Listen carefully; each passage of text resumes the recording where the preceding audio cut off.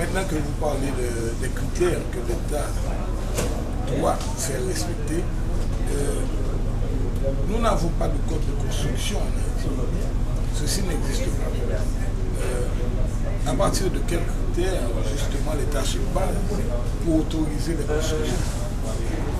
Bon, d'après ce que j'ai pu comprendre lors de la dernière présentation qui a été faite par le gouvernement et post-parlementaire, les structures vont être révisées dans la limite où les permis de construire vont être payés à la mairie et délivrés par la mairie après avoir reçu une opinion des travaux publics.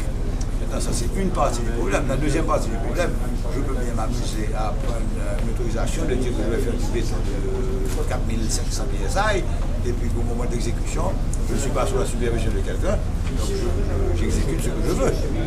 Et ça c'est un deuxième plan, la supervision de l'exécution des travaux.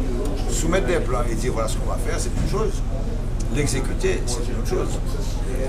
D'abord maintenant, je crois qu'avec ce tremblement de terre, la conscience des constructeurs et de ceux qui prennent la responsabilité de l'ouvrage a été certainement réveillée.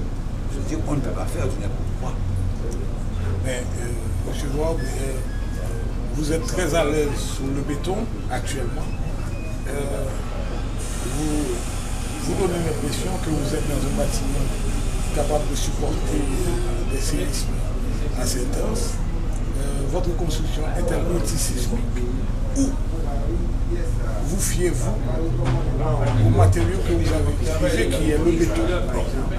La structure dans laquelle nous sommes là en ce moment a une toiture en tôle. Donc soyez certains, c'est de faux plafonds que vous voyez là. Deuxièmement, ce bâtiment a bien survécu à un séisme de 7.3. Je dois féliciter l'ingénieur Jean-Paul Louture, qui c'est celui qui l'a construit.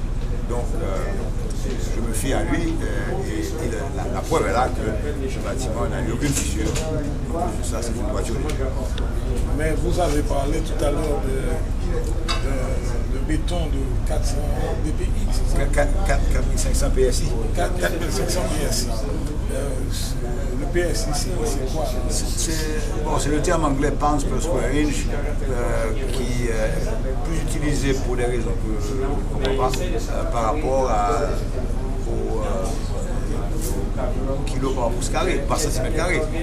Donc on est plus familier avec les tests américains que les méthodes françaises. Le 4500 PSI vous garantit quoi en termes d'intensité de secousse? Non, ça ne garantit absolument rien. Ce n'est pas le béton qui est le seul élément.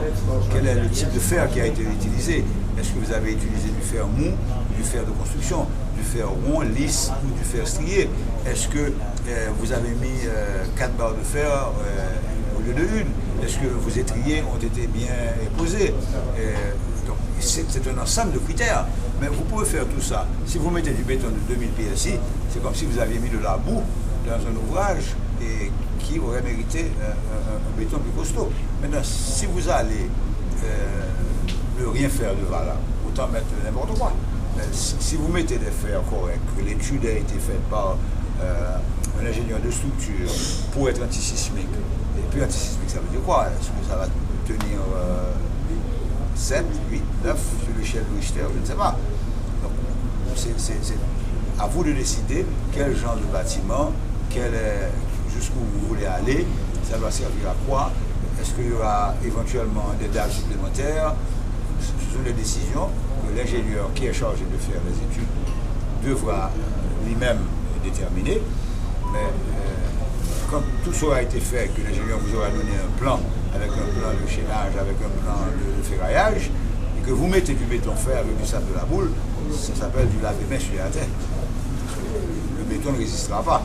Mais le béton en lui-même, tout seul, ne peut pas résister. Il fait partie de la chaîne des éléments qui doivent constituer une structure antisismique.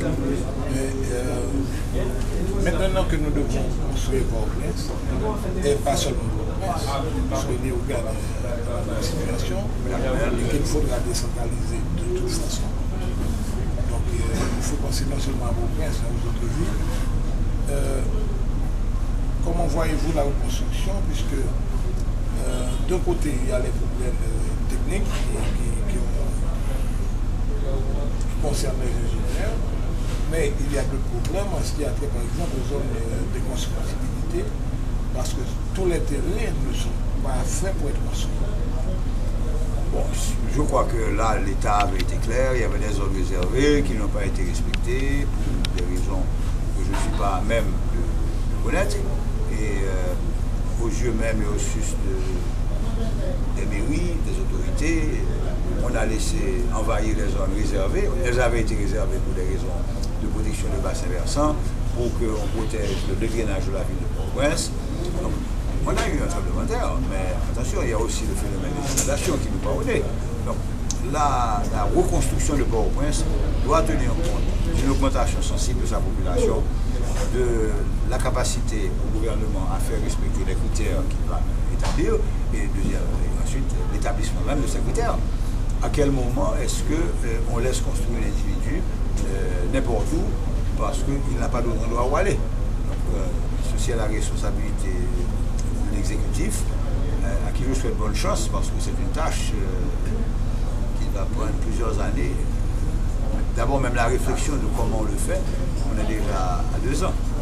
Oui, mais de notre côté, il y a le problème de ce que vous voulez souligner, le problème de la surpopulation. Beaucoup d'ingénieurs et d'urbanistes pensent que Port-au-Prince est une ville qui ne devrait pas avoir plus de millions d'habitants. Comment c'est? Je ne suis pas journaliste, mais je fais confiance à ces gens-là. Mais une chose qui est certaine, c'est que si Port-au-Prince a une population de 4 millions d'habitants, vous ne pouvez pas exploser 3 millions pour les descendre à 1 million, vous serez obligé de prendre des dispositions pour changer les infrastructures de la ville, changer le plan directeur de la ville. Moi, je ne vois pas comment vous allez déplacer 3 millions de personnes. Mais vous parlez de plan directeur, ceci existe-t-il? Y a-t-il un plan directeur pour la ville de Port-au-Prince? À ma connaissance, il devrait exister, ne serait-ce que dans l'esprit d'un urbaniste. On n'a peut-être pas vu, mais si vous êtes urbaniste, vous ne pouvez pas me dire que vous n'avez pas réfléchi à comment est-ce que si on vous donnait le contrat demain matin, pourriez-vous redistribuer la ville de Port-au-Prince? Tout Haïtien a une équipe nationale de football en tête. Et si vous demandez à un Haïtien s'il était l'entraîneur du Brésil, comment il alignerait, il vous dira très clairement. Donc je suis sûr qu'en matière d'urbanisme, il y a certainement de grands urbanistes en Haïti qui ont un plan en tête. Mais est-ce que ce plan est exécutable? Est-ce qu'il faut le discuter? Je ne sais pas, mais la chose certaine, c'est qu'il va falloir trouver une solution à une population de 4 millions d'habitants. C'est pas facile. Non. Malheureusement, nous avons du pain sur la planche. Non. En tout cas, heureusement que ce séisme n'a fait que ça. S'il était à l'échelle 8, vous imaginez ce que seraient les dégâts. Donc, je dis que nous devons prendre ceci comme une opportunité pour se dire qu'on a eu un coup de semence de la nature. Profitons-en, parce qu'on nous prévient que dans les 10 prochaines années, nous allons avoir la vraie secousse. Donc, c'est le moment ou jamais de réveiller tout le monde et de faire comprendre à chacun qu'il ne s'agit pas simplement de protéger son petit lopin de terre ou son petit mètre carré. Nous vivons dans une société où quand ma maison tombe, elle écrase celle du voisin aussi. Les critères devront être appliqués pour tous et sans exception. Monsieur Brock, ça a été un plaisir de vous rencontrer. Le Nouvelliste vous remercie. Je remercie le Nouvelliste et mes compliments pour l'intérêt que vous portez à la question du groupe. Merci.